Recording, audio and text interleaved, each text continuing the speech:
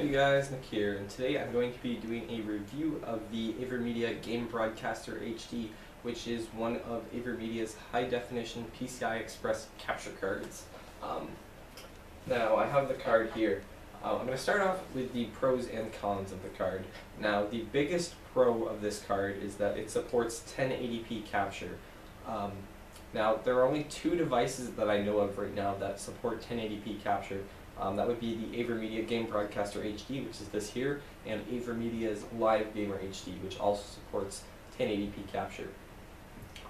The Blackmagic Intensity Pro actually will not support 1080p capture, and I will get to that later on in the video. But the benefit of 1080p capture is that you get lower input lag. The Xbox, most games on the Xbox and PlayStation 3 run at about 720p. I think it's actually closer to 600p. But they run about 720p. So if you have a capture card that only supports 720p, like I used to have the AVerMedia HD DVR, which is quite similar to this, but only supports 720p capture. I have to have my Xbox set to 720p to be able to record with that.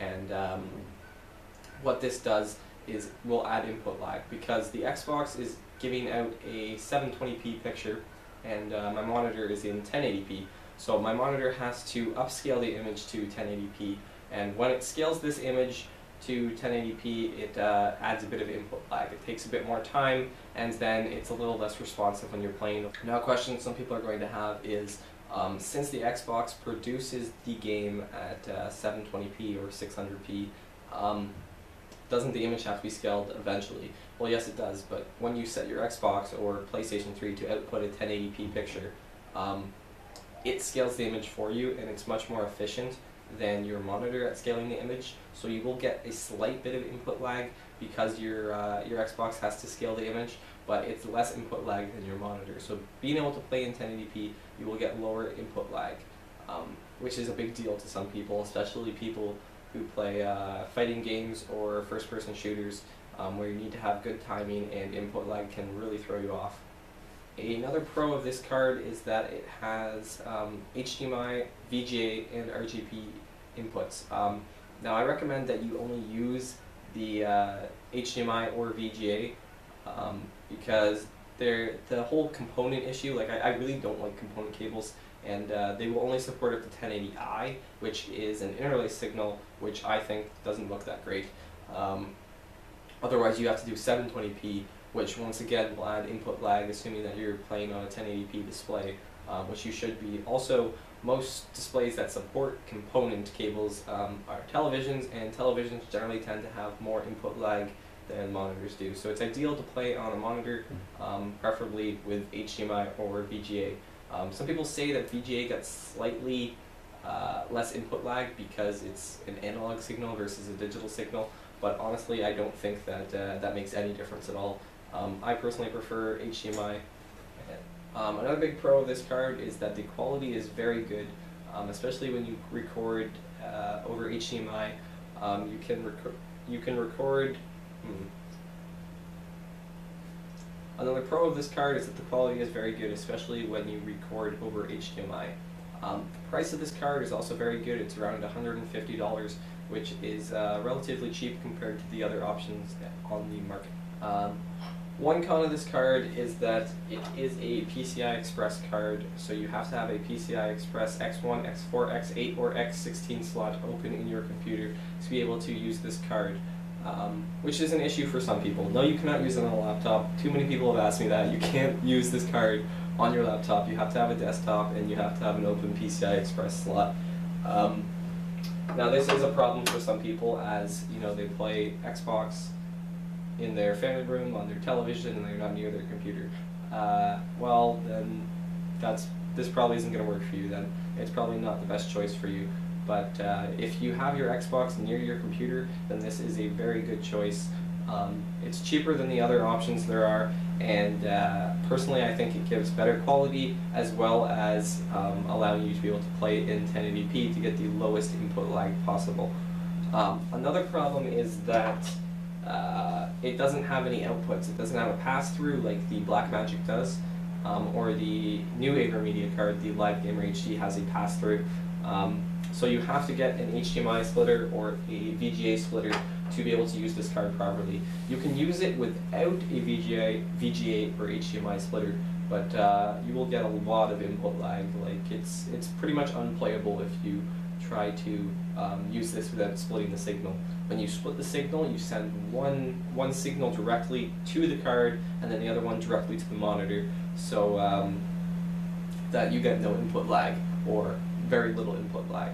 Now an HDMI splitter, a non-powered HDMI splitter costs $5. It does work. I have confirmed that I have a non-powered HDMI splitter, but non-powered HDMI splitters are not supposed to be as good. You're supposed to get a powered splitter, which I have recently ordered. I ordered one today, a powered HDMI splitter. Those cost between $20 and $30, so it's still not a big deal considering that this is only $150 compared to some of the other products on the market. Another con is that if you use an Astro mix amp, like I have here but can't show you, but I have my A40s here, which I'll just put on. If you have an Astro mix amp or a headset that supports 5.1 surround or a surround sound system, then you will run into some issues, because to be able to use 5.1, your Xbox or PlayStation has to be set to output a 5.1 audio signal, which this will not support over HDMI. If your Xbox is set to 5.1, this won't pick up any sound, and it was kind of disappointed. I thought it would, but I tried a few different things and I couldn't get it to do 5.1 audio, and as soon as I switched back to 2, it started displaying or started playing the sound again. So I'm pretty sure that the issue is that it doesn't support 5.1, but there is an easy workaround. They give you a RCA to 3.5 millimeter adapter cable, which you can plug into the back of your computer as a line-in and record the audio directly from that, which works just fine. I've tested it quite a bit, and it's a very viable option. Costs about $5 for the adapter cable, but if you're playing with an A40 or something, and you'll probably already have the Xbox audio adapter cable, or you may have a new Xbox which has the optical, in which case you probably have to buy that audio adapter cable so that you can use the RCA audio outputs. There are 2 other popular capture devices on the market right now. Probably the most popular would be the Happauge HD PVR, which I know a lot of people use. These go for around $200 on Amazon.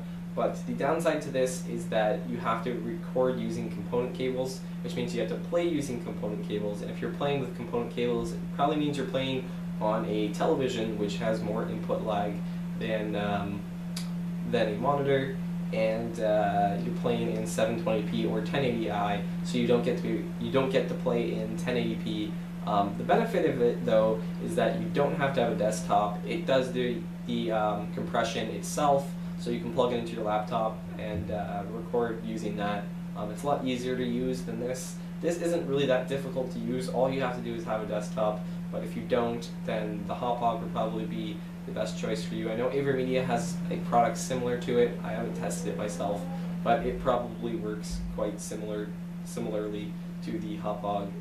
The other option is the Blackmagic Intensity Pro, which I mentioned earlier. Now the Blackmagic Intensity Pro is also a PCI Express capture card, but it will not let you set your Xbox to 1080p and capture. This is because the Blackmagic Intensity Pro supports a 1080p signal, but it will only support 1080p up to 30 frames per second. The Xbox gives off a 60 frames per second signal, as well as the PlayStation 3. So it will not take this. It says the frame rate's too high, or it will give an error or something, and you can't record 1080p 60 frames per second video using the Blackmagic, and there's no way to lower the frame rate on your Xbox, nor would you want to, because this would be very bad. The AVerMedia Game Broadcaster HD here will support, it will take a 1080p 60 frames per second signal, but it can only record 1080p up to 30 frames per second, which I think is still quite good. I have no issues recording at 30 frames per second. People who are doing montages and want to slow things down might run into a few issues, but you know, you have to compromise somewhere. Either you're going to have more input lag, or you're going to be able to record super high quality montages that will get nerfed in quality once you put them on YouTube anyways. So Yeah. So overall, if you're really serious about this and you want to get the best product, I would recommend this card. For $150 you can get this card, for around $30 you can get an HDMI splitter, and you're good to go. You get to record 1080p video at 30 frames per second. You can set your Xbox to 1080p to record with the lowest input lag. You can play on a monitor. The only thing you have to have is a desktop, which you should have a desktop if you're planning on editing high definition video anyways, as it will be very difficult to edit HD video with a laptop, and it will take a long time to render. You'll get really low quality video previews in Sony Vegas if you're trying to edit on a laptop. I've done it myself and it's bearable, but probably not optimal. So if you're looking for the best option, I would say that this is the best option in terms of quality, lowest input lag, and price. So if you're interested in getting this card, make sure to check out the unboxing video as well as the setup and installation video. Thanks for watching, guys. Please like the video if you enjoyed. Subscribe if you want to see some more of my stuff, and I'll see you guys later. Bye.